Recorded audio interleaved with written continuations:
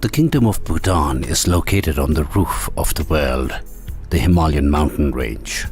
But if you didn't know where it was, you'd have a hard time spotting it on a map.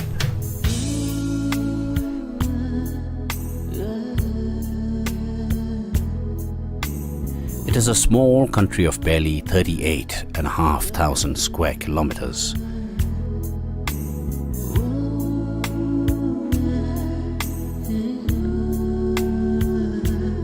Still, this is a country that remains unique and distinct.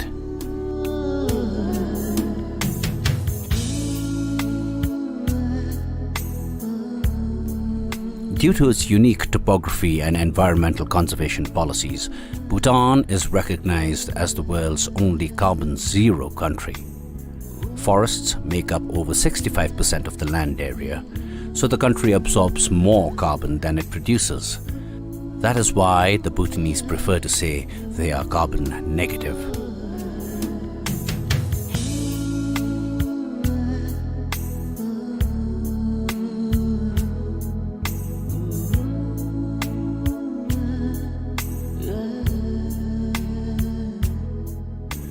These conditions make Bhutan a biodiversity hotspot that is home to a tremendous diversity of flora and fauna. Historically, it was known in the region as the Valley of Medicinal Herbs. For centuries, the mighty Himalayas protected Bhutan from cultural contact with other nations. As a result, Bhutanese culture has evolved to be unlike any other.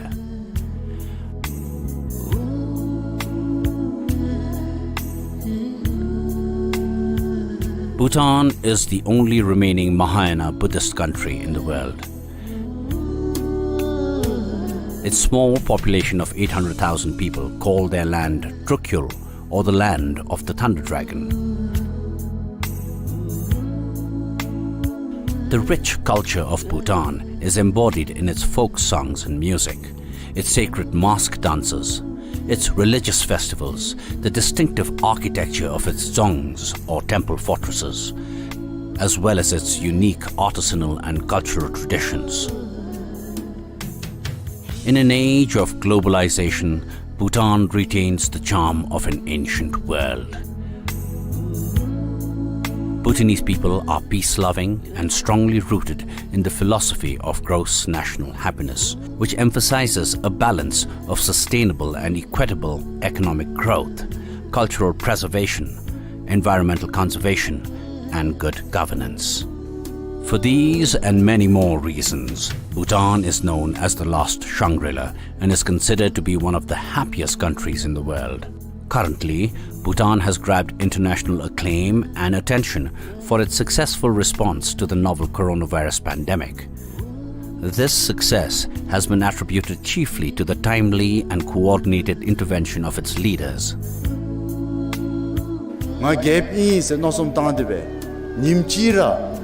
La matapulere meber ngache misisu ka kairalu pamchi zumbe danzetap pinchechi zumbe chajake puchi zumbe chashun. His Majesty the King, who was popularly regarded as the People's King, tirelessly toured the country to personally supervise preventive and curative measures. He was aided by a committed government and a concerned clergy led by the Jkempo, or Chief Abbot, who regularly conducted prayers and rituals for the people's safety and well-being. Hello and welcome to our roundtable discussion with festival directors from 4 very diverse and amazing festivals globally. We're going to get each participant to introduce themselves. So I'll start with Anna, please. I'm an artistic director of Jazz of the Dnieper Festival. It's one of the biggest jazz festivals in Ukraine. We used to be as open air, but this year, of course, because of COVID restriction, we had to move to concert hall and to some small venues in the Central Park. But I hope next year everything will be will be good with this pandemic crisis, and I have a big hope to return to our usual venue. Our festival used to gather about 10,000 spectators, mostly from Orient part of Ukraine. And about the festival, it was organized more than 50 years ago in Soviet Union, and the city was scientist, military and space center of Soviet Union, and that is why it was a closed city for foreign people. And because of it, it was especially interesting history of the festival, because a big jazz festival between scientists mostly, but without any foreign stars, any foreign people at all. And I have to say that our festival gave start to many today's jazz stars of ex-Soviet Union countries. Of course, when Soviet Union was crushed, the festival also got a big financial crisis, and it had to take a big pause for many years.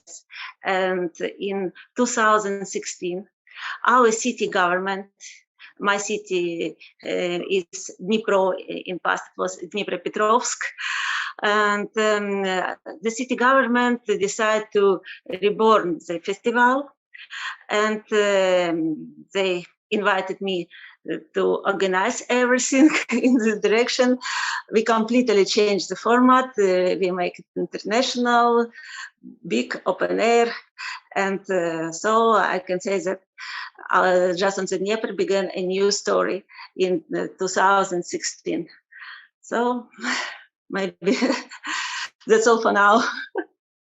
Thank you, Anna. Excellent. Thank you so much. Piotr, could you give us a little introduction to your festival and to you? Okay. My name is Piotr Pucyło. I'm artistic and programming director of Globaltica World Cultures Festival, which takes place every year since I even don't remember. 16 years ago, we started this festival. It takes place in Gdynia. It's north of Poland at the Baltic Sea, near the Gdansk medieval city. It's a region called Tree City, in fact, because there are three cities very close to each other. Gdynia, which is very modern and not so big city, Sopot, which is kind of spa resort, and Gdańsk, which is the biggest and medieval city, but when you are passing from one city to another, you don't feel that you are leaving the city. You are all the time in the city, so that's why it's called Tree City. It's called Globaltica because we are playing global sounds, but at the same time we are at the Baltic Sea, so it's a kind of word game. We do all kinds of activities during a festival, not only concerts, everything which is connected with culture, promotion of cultures from around the world is included in our program. So we have concerts, of course, which are the most important elements of the festival, but also workshops, exhibitions, movie screenings, meeting, panel session, everything which could open Polish audience to other cultures, other religions, other traditions. That is our aim. And also we treat it a bit like a mission. So it's important, very important for us. When we started the festival, it was indoor festival, very small, with audience like 200 persons only. But during the years, it was growing and growing, and now every day we usually have around 5,000-6,000 people every day. All most important parts of the concerts are outdoor presently in the city park by the sea, wonderful place, very green. with a very special atmosphere. And we promote international artists as well as Polish artists, which are inspired by Polish tradition. This year we had a very special edition because we had a year break because of COVID, like most of the festivals all over the world. So to save the problems and stress and also problems with the transportation, we decided this year to do a festival with artists, international artists, but only those who are based in Poland. And so we had artists from Senegal, Yemen, but they are all living in Poland for many years and also working with Polish artists together. So it was very, very special, I could say, very special edition. If we have chance, I could show you a short video, which is kind of after movie from this year's festival. I will try to share my screen. Okay, host disabled participant screen sharing. So it's impossible from my side this time, maybe later. Yeah, and that's all what I would like to say about our festival and me. In general, I'm dealing with the world music for over 20 years on different stages as a programmer, journalist, producer. I was running also a record label. So all kinds of activities connected mostly with world music, traditional music, ethnic music. And I'm also a graphic designer, and you could see many of ethnic inspirations in my works too. So thank you. The post as well, aren't you? Piotr, you're designing posters as well.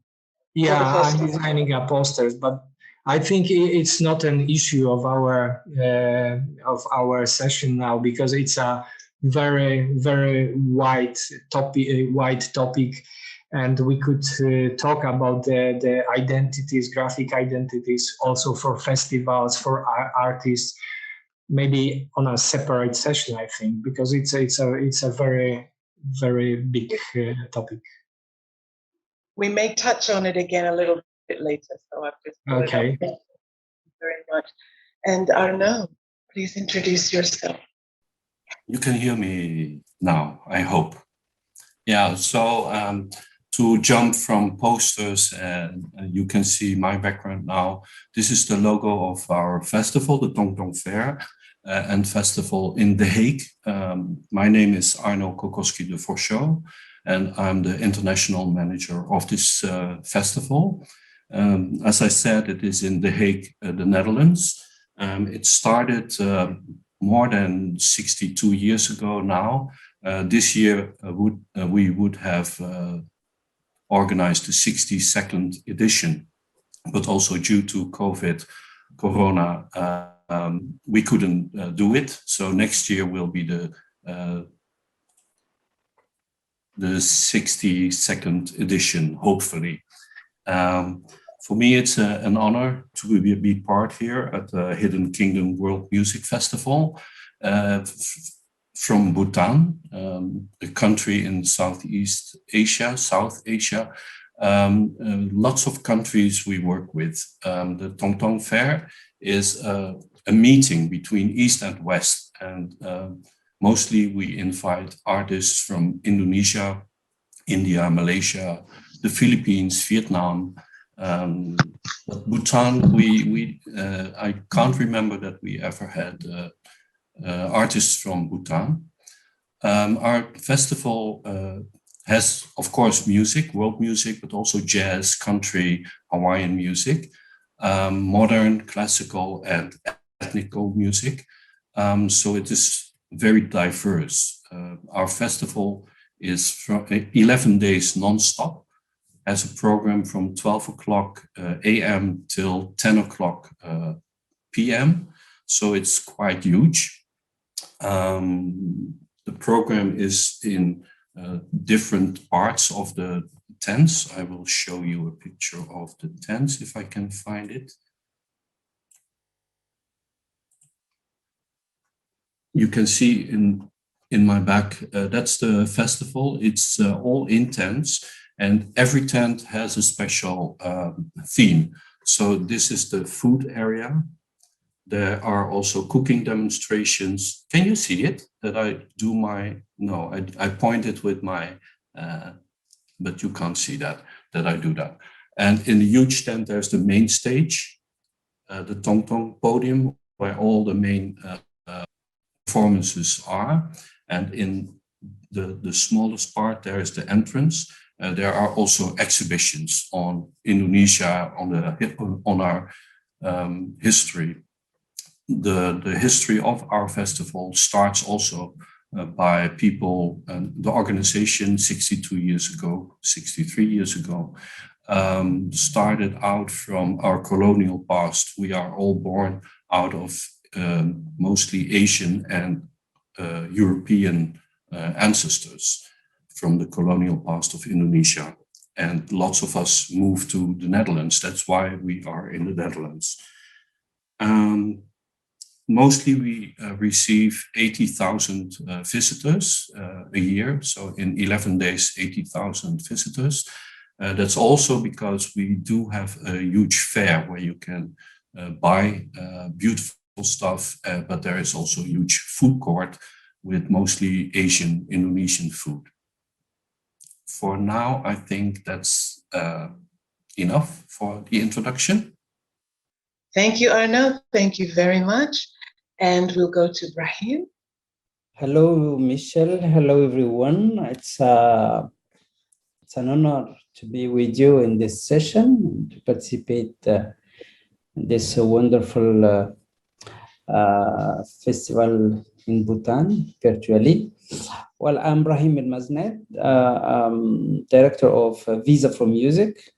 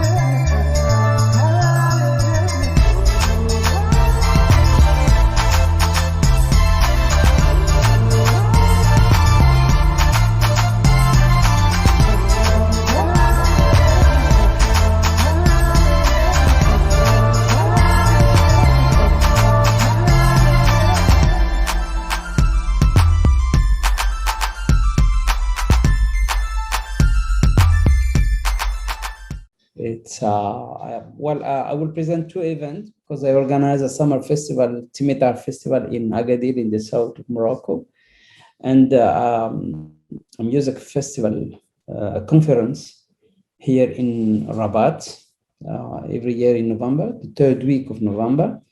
So it's a showcase music festival.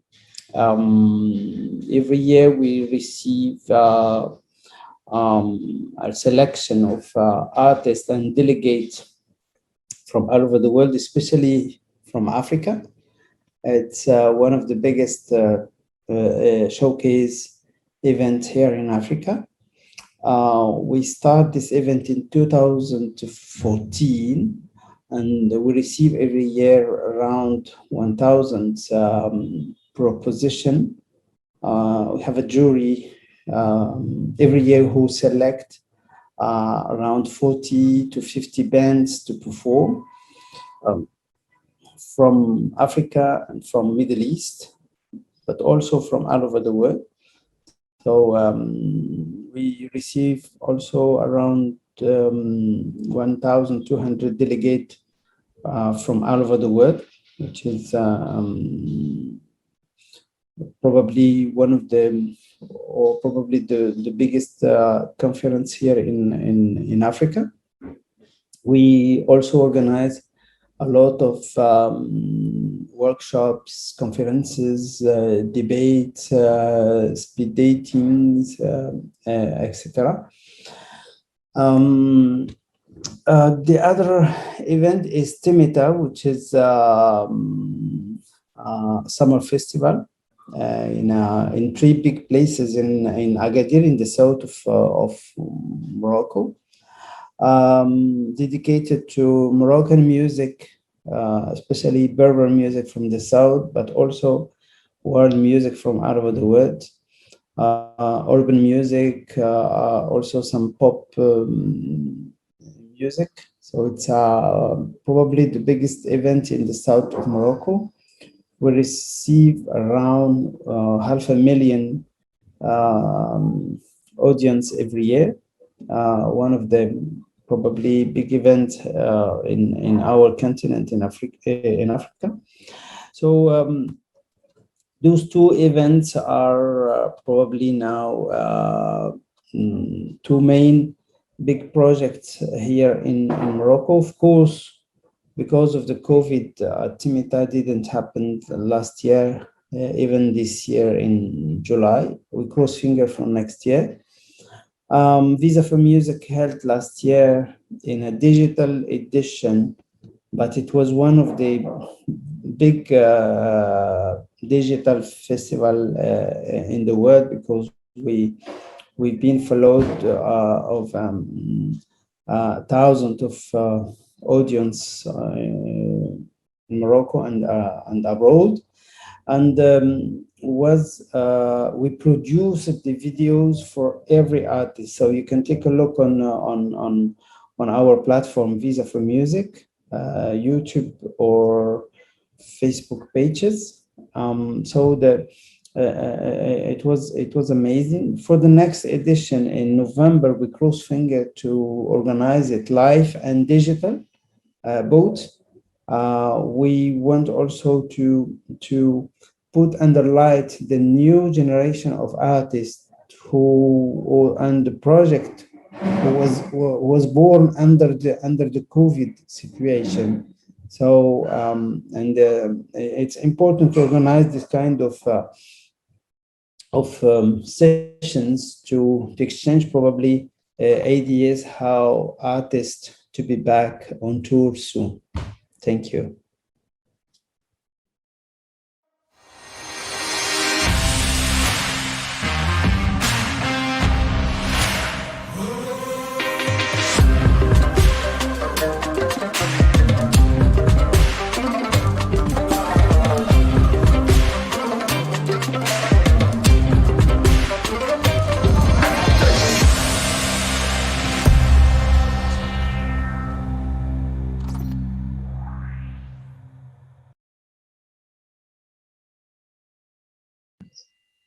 Thank you, Brahim. So thank you, Brahim, Arnaud, Piotr, and Anna. Thank you all for joining us in this panel discussion.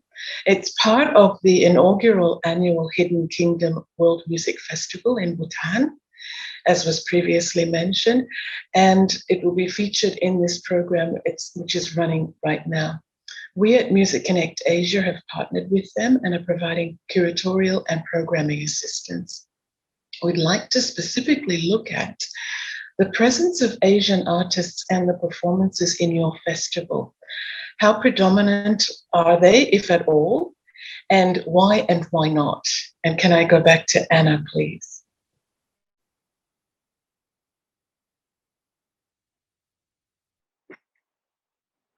Hello. So actually, of course, we used to work with people's mind stamps. So that is why Ukrainian audience mostly think that jazz is music from USA, sometimes from Europe, and of course, very rare, some Asian Orient musicians can present the jazz music in the mind of our audience. But maybe you remember I told already that we had a good experience with Israel musicians. They have now a very strong jazz stage, and our audience didn't know about these musicians before, but now they'll fall in love with them, with this music. And of course, also we consider some musicians from Japan. It could be very interesting, I suppose. About other countries, it would be more difficult question, because I suppose that first of all, to organize some gigs from musicians, for instance, from India or maybe from Jordan. I suppose we have to find some connections with embassies of these countries. So country should support their musicians, their culture to represent in other countries, because just to, it's too difficult to involve Ukrainian audience to unknown direction of jazz music. So. Thank you. Very interesting. We're going to come back to some of the challenges that could be faced when you're trying to book Asian bands. So thank you very much for that. Can I go now to Piotr? In our case, the situation is a bit different, I think, because the theme of the festival is kind of presentation of world cultures. So we even feel obliged to present Asian artists during our festival. But we do not focus on Asian artists, because we are trying to present the beauty of music from all over the world. So every year we are trying to include Asian artists in our lineup, but it's not always possible. But I think we will talk about the difficulties later on. So I will not focus on it right now. I have a short presentation. I will try to do this again. Yeah, now it's possible. With just a question. If you see my presentation? Yes. Okay, so this is just a short presentation of artists, Asian artists who played at our festival during the years. So you can have also an idea what kind of artists we are looking for. There are traditional artists as well as artists who are just inspired by traditional music and playing something new, as it was in case of Yadha from Tuva. Just a moment, because I have some problem with, okay, I have to come back to the presentation now. Okay, yeah. So we also had the Tashi Lunpo monks from Tibet. They were presenting the dances, the music, but during the festival, they also were preparing a mandala during whole festival, and they destroyed it at the end of the festival. So it was very also spectacular. Seda, kind of mixture of Mongolian music and Iranian music. Dog Gypsies from Rajasthan, from India. Alayev family from Tajikistan, Chvene Burebi from Georgia with their polyphonic voices, Abdul Rahman Surizahi Nafis Irfan from Balochistan and Pakistan. Great musicians playing on banjo and the tabla. Azam Ali and Niyaz from Iran. Fargana Kasimova with her trio from Azerbaijan, classical Mugam from Azerbaijan, one of the best performances in my opinion from all our editions. Ustad Dharambir Singh, India, classical music of India, Ajinai from Inner Mongolia and China, mixing traditional elements with rock elements. And Gawanklo Duk from Tibet, Refugees for Refugees. That was a special project made by refugees living in Europe, but refugees from Iraq, Syria, Afghanistan, Pakistan, and Tibet. They prepared a special project to support refugees all over the world. So it was also special mission during this concert. Songi Pansori Lap from South Korea, Hun Hurtu, one of the best known Asian artists, I think. Oxus Ensemble from Uzbekistan, or Kinsora from South Korea. So as you can see, we during the years we already presented many artists from Asia, but this is just a part of our program always, because we are also trying to invite artists from Africa, Latin America, Europe, in general from all over the world. So we are very much interested to present Asian artists. But as I mentioned before, we had some problems with it, so we will come back to it later on. Thank you very much, Piotr. That's a very diverse lineup and a lot of musicians which I actually know of, but which are not huge or mainstream at all, almost obscure. So fantastic. Thank you very much. Can we move to Arno, please? Yeah, as I told before, we have lots of Asian artists coming to our festival, the Tong Tong Fair. Talking about jazz, we did invite several jazz artists from Indonesia, for instance, like Balawan. I try to find a picture of him. Let me see. Balawan. This is Balawan. I will move out. He is very famous because he plays a double neck guitar, and he plays a really nice guitar, mainly in combination with gamelan players from Bali. One of the most famous jazz artists from Indonesia, Indra Lesmana. I don't have a picture at this moment from him, but he was also invited to our stage. We do have, as I mentioned before as well, also dance from, here you see dance from Sumatra. And this is a group from Malaysia, Knitting Rhapsody, who I, well, not discovered, of course, but at the Rainforest Festival in Borneo. So I invited them to the Netherlands. It was their first performance abroad. Very nice group, Knitting Rhapsody. Well, we do have in our own place, because in Belgium and in the Netherlands, there are also performers who play gamelan music. And well, this is coincidence. That's me, myself, the dancer. I'm a Balinese dancer,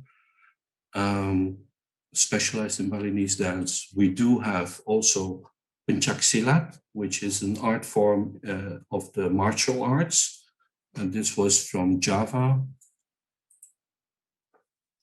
Asians or mixed Asians living in the Netherlands. This is a very nice jazz singer as well, Brenda Frans, with Nipi Noya on percussion. And there is also a guitarist, Erwin van Lichten. They are all from Asian descendants living in the Netherlands. Well, and as you see, we have a big, huge audience who likes all the performances. But Asia, yes, they are always welcome on our stages. Very good. Thank you very much. And Brahim.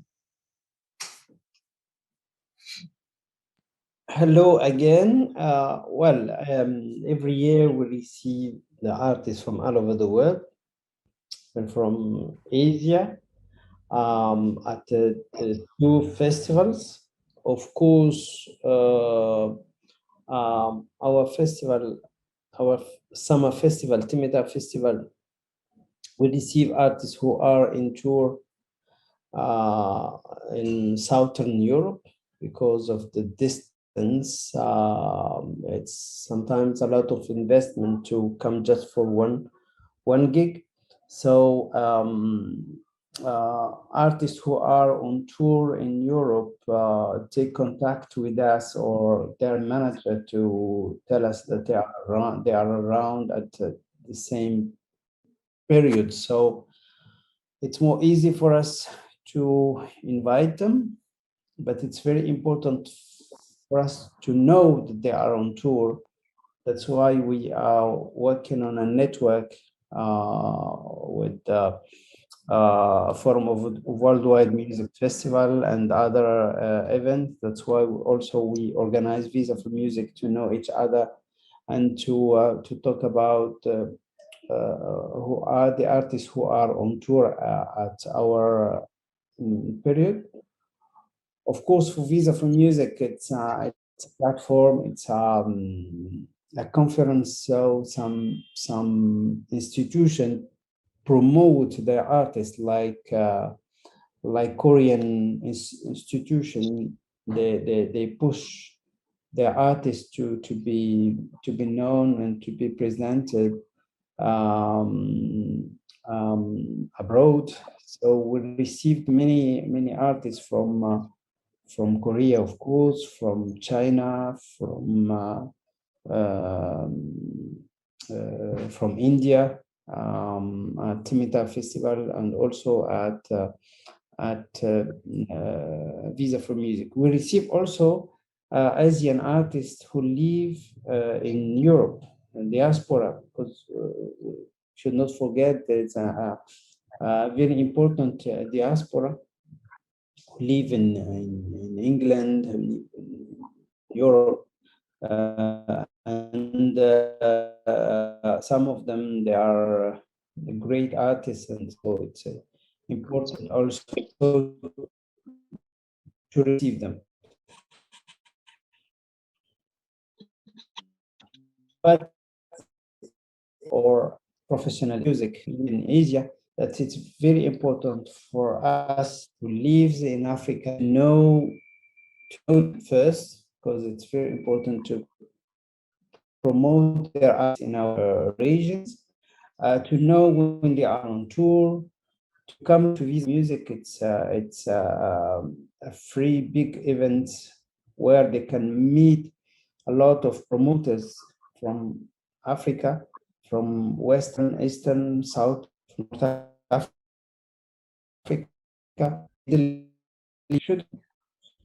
And we can assist them to meet of promoters, because Africa is a huge country. It's 1,200,000,000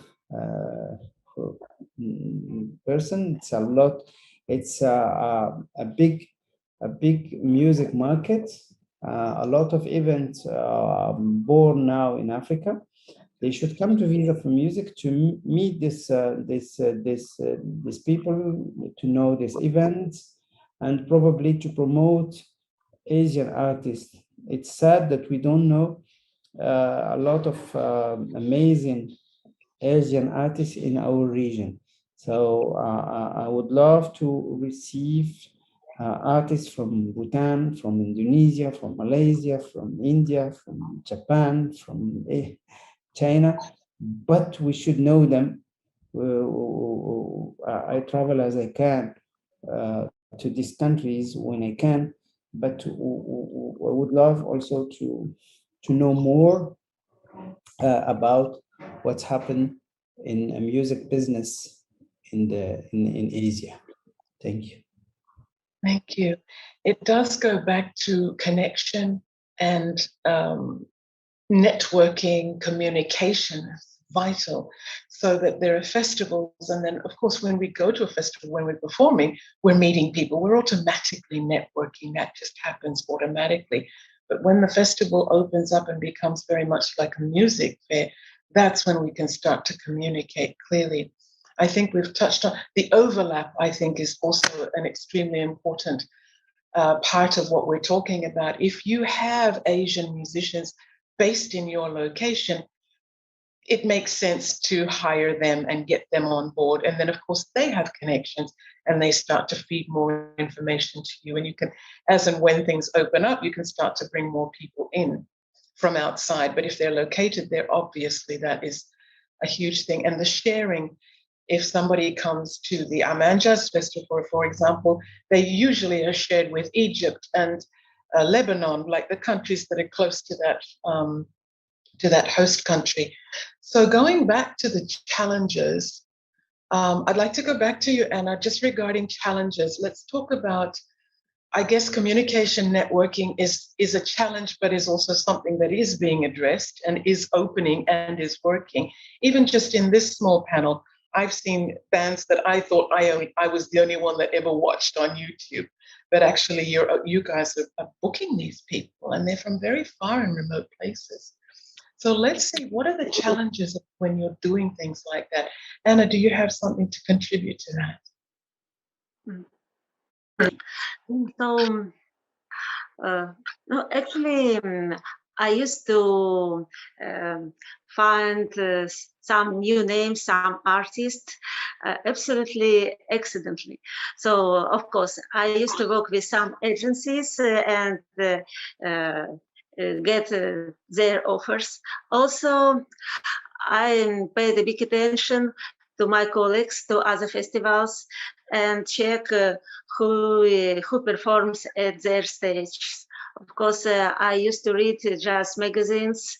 So, and before the COVID, I used to travel a lot and visit jazz clubs. And so, of course, it's my way to find some new names, to pay attention for somebody unusual for our stage also.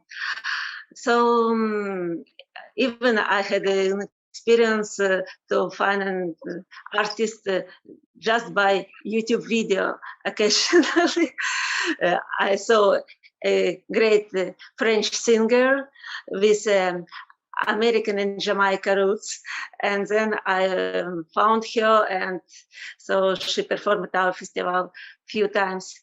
So I think that now, of course, I have some friends in Georgia, in Armenia, in Azerbaijan.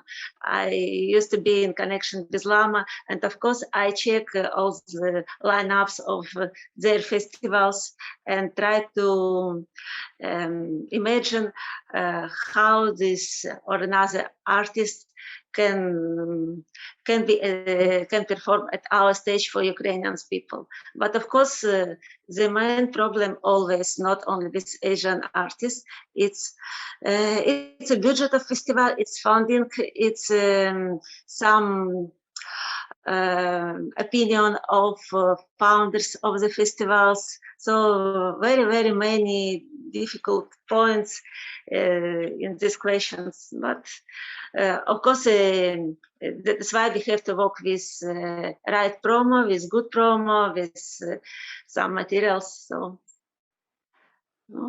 the big challenge is to find a balance between something unusual and the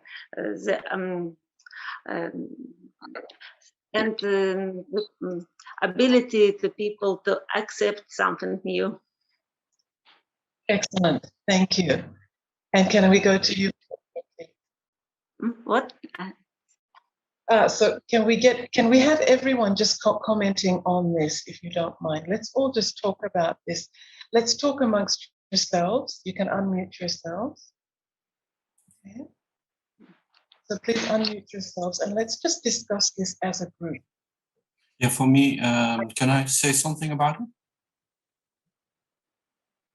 I don't hear you, Michelle, now. I'm here. Okay. Well, what Anna says, of course, it's very important, and she said it before as well. Working together with the several embassies, that they also could help out.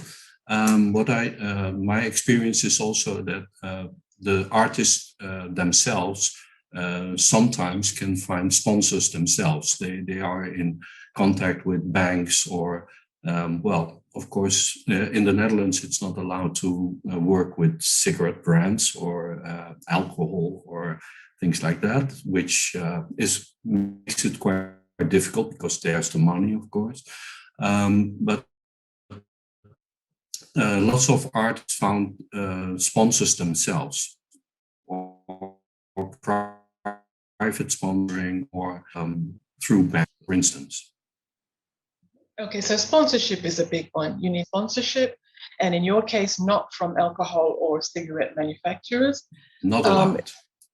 Yeah, fair enough. Okay, and then so let's open this up. Please talk about this, Piotr. I know you had something also to contribute, and I think that actually started us going in this direction. So let's talk about this between us. I think we all meet the same problems. I think the main problem is always budgets. I mean, the distance is so long between Europe and Asia that it costs a lot simply to bring the artists for the festival, for the concerts. So we are always looking for special occasions in our. I'm talking about. We are trying to find artists who are on tour in Europe, so the transportation is not so expensive. Yeah, I have okay. Yeah. I don't hear you, Michelle. Do you find that when you bring a band for your concerts, like for your festival, do you then program them into other venues just to sort of defray some of those costs, or does somebody else do that? Is it an agent that does that? I mean, you wouldn't just bring them for one thing, or do you? Do you just maintain exclusivity? How do you handle it? We had such situations. But I said mostly we are looking for artists who are touring in Europe, and we are trying to be part of this tour, simply to be connected with the agent or other festival who are trying to bring them to set up a tour from one festival to another.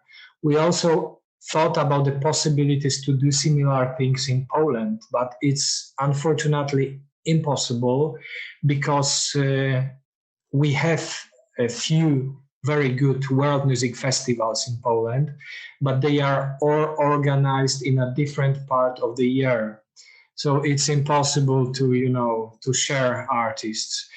If we are trying to attract clubs or other venues in artists we are trying to bring for our festival, they are usually not interested in it. It's, they are looking from a different perspective than we are. So that's always a problem. But you can see that many South Korean artists are traveling all over the world regularly. And this is a fantastic thing because the Koreans really trying to invest in promotion of their own artists. They spend a lot of money for projects where you can get transportation or other costs to minimize your own cost during their concert. And that's really great from the South Korean, but would be much better if other countries, especially countries which,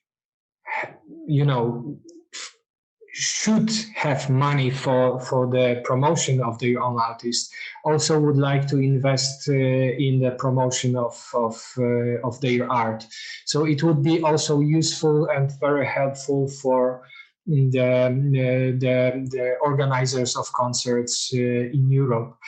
There are also some other sources to find money for the transportation. In case of Fargana Kasimova from Azerbaijan, we worked very closely with Aga Khan Foundation, which is also very special institution promoting,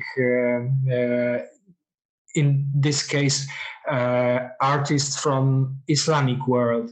And they cover the transportation. So Fargana came just for one concert during our festival, and it was really special. But it's not so often to find such a special occasions, as I call it. So it's not easy to bring the Asian artists to Poland and to Europe in general, I think. It would be helpful, I think, if we could, during this kind of sessions and other occasions like this, to talk about possibilities of sharing artists with other festivals in long advance, to plan it in advance, to find the possibilities, to find a budget, to find the venues, places. That I think it could work, but it's not easy, as I said. Are there other thoughts about this? Because I know that in some cases, some festivals have actually communicated, wanted to share, and have said, okay, we'll shift the dates of our festival. We will shift them so that we're all lined up. And that way we can, because otherwise timing is just, it's critical, isn't it? You can miss a band by a week. Where do you go? So please, let's all talk about this together. Unmute, yeah, Ibrahim. Yeah. What I think. There's a problem. Is it okay now? Yeah. Well, I think we have a lot of offers today around the world. We have more offers than festivals or events. So it's very important for the artists to promote. Of course, we have a lot of regional artists who they are limited in traveling because there are links to the territory or a tradition locally, etc. But there is a lot of amazing artists who can travel around the world because they have the environment. Of course, it's more easy to travel when you are 3 to 5 artists than when you are 15 to 20 or 30. So that's why some artists, for example, a Brazilian artist or from amazing music countries, they have two formats. They have a big band for the country, but they have a small band to travel abroad when you know that the main cost of our festival is linked to mobility. So the travels are very, very expensive. That's why a lot of countries in Europe and even in some countries out of Europe, they have an office to promote artists to travel. A music export office, and it's very important to have this kind of office around the world. But the artists who should push their institution to build together this kind of office to promote artists, to probably cover some flight for artists who are going on tour abroad, to be present at big conferences around the world. If we want to be known out of their countries. If we don't have this kind of support, it's very difficult for them to be known. So this is my two recommendations, that to have small bands, not very big, because it's more easy for us to cover 2 or 3 nights for 3 to 4 rooms, or then to have a band with 20 artists, even with the flights covered. So because today when you need to travel, you need insurance, flight, buses, local transportation, hotel, etc. It's a lot of money.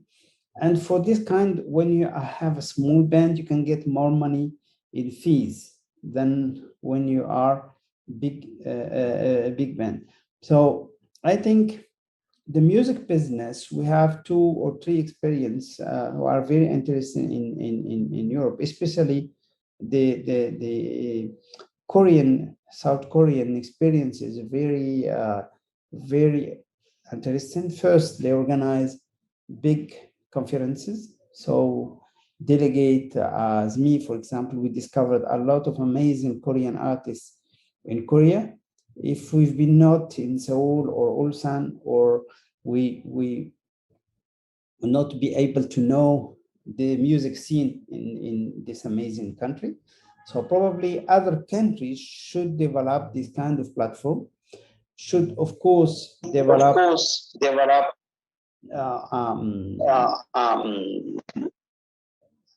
an office to cover the transportation for the artists and to promote them, and of course to push artists to communicate and to promote their project abroad. Thank you.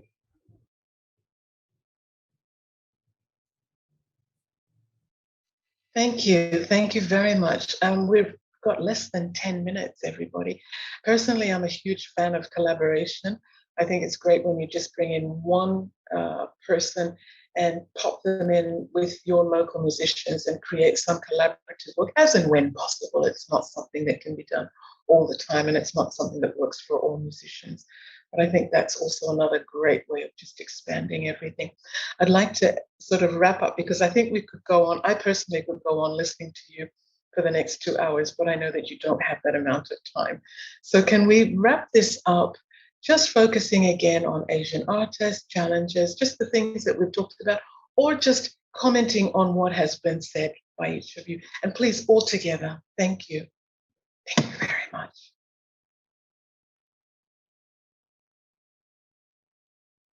No comments? We've all voiced what we need to say. Have we expressed ourselves fully? Well, I would like to say I can hear my own voice as well in echo. Oh, it's okay. For me, it is very important for the Tong Tong Fair also to show authentic music, classical music from abroad, for instance, Asia. But also to show that there is an evolution in music. So for that the audience doesn't think of, oh, there is only the authentic music from long ago, but there is an evolution also, that people work with different instruments, that there are new composers, that people work together, as you mentioned, Michelle, as well. That people work together from the East and the West. So all kinds of varieties in music. And till now in the Netherlands, for instance, there is this huge discussion on world music. What is world music? You know, why is Asian, African, South American music world music? And why is Mozart not included. So for me also, I do this sometimes as well, that even people inspired by Asian music and Mozart or Philip Glass, that they make a composition of this, so people know that there are influences back and forth. Yeah, I would like just to say that for most of the Poles, the Asian music is unknown, but that's also the reason why it's interesting for them, because they would like to discover it, they would like to see something new, hear something new, and it's a also opportunity for artists from Asia to bring their music to strictly new areas, the areas where their music, even if it's traditional music, known for hundreds of years, will be very new. So that's what we are trying to do. We are trying to show these artists, and we are open for all kinds of music which is inspired by Asian culture. I mean, we are open for very traditional artists as well as artists who are mixing tradition with some new elements. We also have a space for music which is a mix of jazz with ethnic elements. So all kinds of art which is inspired by tradition is very welcome at our festival, and we would really love to show it, but it's not so often possible. The reasons are obvious, we already talked about it, but I really hope that during such a sessions there will be more and more chances to bring Asian artists to Europe. There are also many Asian artists living in Europe. So there is another option to present Asian culture, just to bring Asian artists based in Europe. Then the costs are much, much lower. And the quality sometimes is also very high. So it's not a problem of the quality. But what we have to do, we have to have our eyes and ears open all the time. We have to search for these artists, because this is what Brahim said before, that it's not so often that we know about artists who are touring Europe or even living in Europe. We have to find them. And what is very important, also words of Brahim, which I agree totally, that many other countries, especially rich countries, should see how much important is promotion of their own culture, as it's in case of South Koreans, for example. There are many countries which are on the same level when we are talking about money as South Korea, and they are not interested in promotion of their own culture, to help their artists to be visible all over the world. So, but this is thing which we can do nothing with it, I think. There is a problem on the politics, for example, or some other spaces, I don't know exactly. But I'm really sad that there are so many interesting and valuable artists all over the world who are not able to travel and to play concert, to promote their tradition, their art, only because limited budget of the festivals, for example. I know it's not easy. Also, we can say it's, give money for the transportation and we will bring the artist to our festival. It doesn't work that way, of course, but we need the help to promote Asian artists. Without this help, usually it's simply impossible. Well, Thank you. Go ahead. Yeah, We for have my just a few minutes. I think we're getting some good footage here for the final. Go ahead. For my side, I invite all kind of music, traditional music, urban music, electro, etc. For both for the two festival, pop also, hip hop. So, but we invite the we look for the good music. That's what we look for. Of course, usually we have 1 to 2 bands from Asia every year. It's important also to have a new project, new artists also. So that's why I invite promoters and delegates from Asia to come to join us at Visa for Music, to bring their new suggestion, a new project. We will be very happy to host them, to invite more artists from the amazing Asia, the amazing music from Asia. So of course we cross finger to be back to our events soon, and to travel to invite artists from Asia and from all over the world. And thank you again for inviting me to join this session, and hope to see you soon. Thank you. Thank you all. We here at Music Connect Asia are very, very grateful and applaud the efforts that you're making, the amazing work that you're all doing. Anna, Piotr, Arno, and Brahim, thank you so much.